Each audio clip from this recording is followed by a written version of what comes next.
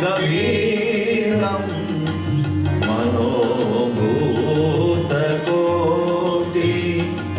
प्रभाश्रीशरीरं मनोभूतकोटि प्रभाश्रीशरीरं मनोभूतकोटि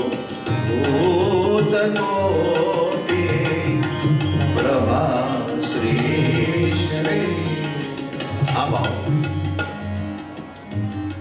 ભગવાન શંકરને એમ થયું અવતાર લેવો પડશે, પણ જગતમાં રહું તો મને માયા લાગે ને, એટલે જન્મ થયો સુખદેવના રૂપે અને ભાગી ગયા. જન્મીને ભાગ્યા. 16 વર્ષ માના ઉદરમાં રહ્યા છે એટલે ભાગ્યા છે, બાકી જન્મીને છોકરા ભાગે નહીં. પણ 16 વર્ષ માના ઉદરમાં મોટા થયા છે. ભગવાન વેદવ્યાસજી પાછળ પડ્યા. યમ પ્રવ્રજંત મનુપેત મપેત કૃત્યમ. એ પુત્ર ઉભો રહે, પુત્ર ઉભો રહે.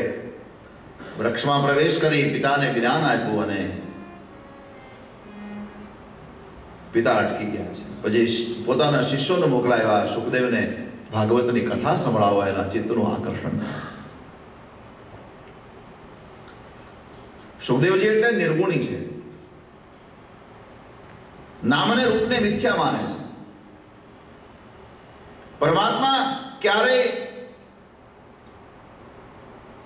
રૂપ ધારણ કરી નરાકારમાં લીલા કરે એ વાત એની બુદ્ધિમાં નથી ઉતરતી. ઈશ્વર સદૈવ નિરાકાર છે. હવે એને નામરૂપને માનતા કરવા છે. ભાગવતના શ્લોકો શિષ્યો ગયા અને સંભળાયા છે.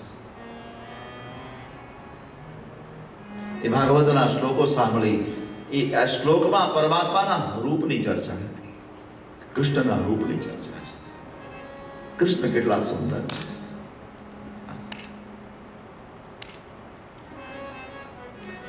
એ પરમાત્માની સુંદરતા સાંભળીને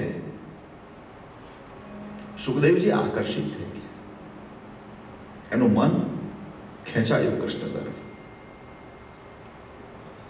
એટલા માટે કૃષ્ણ શબ્દનો અર્થ એક કાઢ્યો છે મહાપુરુષોએ, યોગીના મનઃ આકર્ષયતિ ઇતિ કૃષ્ણ. સામાન્ય જીવોના મનનું આકર્ષણ કરે એમ નહીં, મોટા મોટા યોગીઓના મનનું પણ આકર્ષણ કરી લે છે. યોગીના મનઃ આકર્ષયતિ ઇતિ કૃષ્ણ. એ કેવી રૂપ માધુરી હશે કૃષ્ણની. જયરામ દેવને એમ લખવું પડ્યું કે મુસ્કાની મુનિ મન મોહની ચિતવન ચપલ વપુ નટવર. વનમાલ લલિત કપોલ મૃદુ અધરન મધુર મુરલીધરમ. એ મુસ્કાન કરે તો મુનિઓ મોહ પામે. હાય હાય, મુસ્કાન. હાસ્યના જે હસવાના પ્રકારો છે એમાં એક પ્રકાર મુસ્કાન છે. મુસ્કાન એટલે એમાં ખાલી હોઠ થોડાક હલે, એને મુસ્કાન કહેવાય. આપણને ખબર પડી જાય કે પ્રસન્ન છે, એ હોઠ ઉપરથી ખ્યાલ આવી જાય કે આપણને રાજી છે. પછી હોઠ એટલા બધા ઊંચા થાય ને દાંત દેખાઈ જાય, એને દાંત કાઢ્યા કહેવાય. આપણે જે આપણા દાંત કાઢવા એટલે દાંત દેખાય, એને દાંત કાઢ્યા કહેવાય. પછી ગળું બોલે હસતી વખતે, ગળું, એને અટહાસ્ય કહેવાય. અટહાસ્ય. આપણે પેલા રાક્ષસો નથી બધા હસતા ફિલ્મમાં, હા હા હા હા હા કરી, એને અટહાસ્ય કહેવાય. કૃષ્ણ માત્ર મુસ્કાન કરે, મુનિઓ મોહ. રામજી માટે એમ લખવું પડ્યું કંદર્પ અગણિત અમિત છત્ર. અગણિત કામ કંદર્પ નવનીલ નીરદ. તમે નીલકમળ જોયું? તો કમળ બે પ્રકારના, એક સહેજ કાળાશ ઉપર હોય, એમાં લાલ આમ કરો તો લાલ શેડ હોય અંદર, અને એક લાલ કમળ હોય એમાં નીલ કમળ, નવ નીલ નીરદ સુંદર. પરમાત્મા ઘનશ્યામ છે, કાળા નહીં, પણ અષાઢનું વાદળ જે ચડે, વરસાદી વાદળ, એનો જે કલર હોય ઘન મેઘશ્યામ.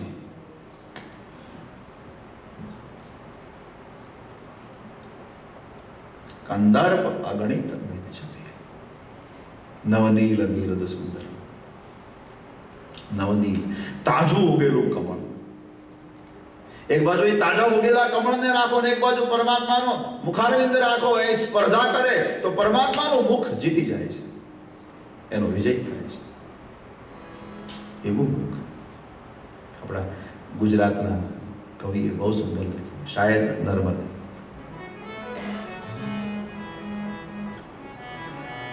તમે અત્યંત સુંદર છો,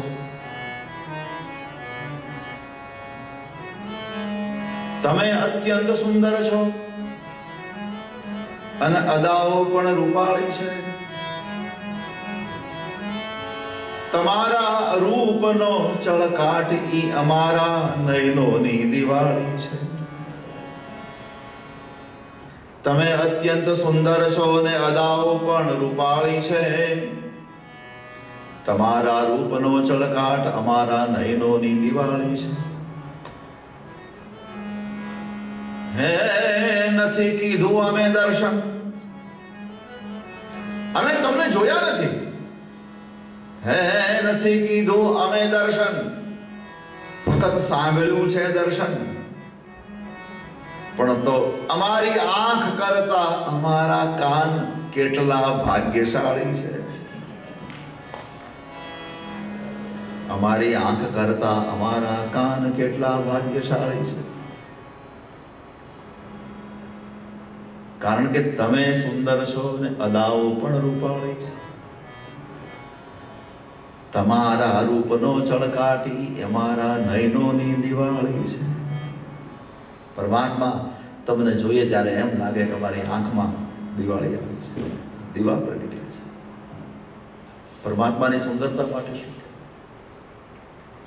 એ સુંદરતાને સાંભળી અને પેલા શિષ્યોને પૂછવામાં આવ્યું કે તમે આ જે શ્લોકો બોલો શેના છે? બોલે ભાગવત મહાપુરાણના છે. આવા કેટલા? એટલે આવા તો હજારો શ્લોકો છે. ભગવાન વેદવ્યાસની પાસે આવ્યા, ભાગવતની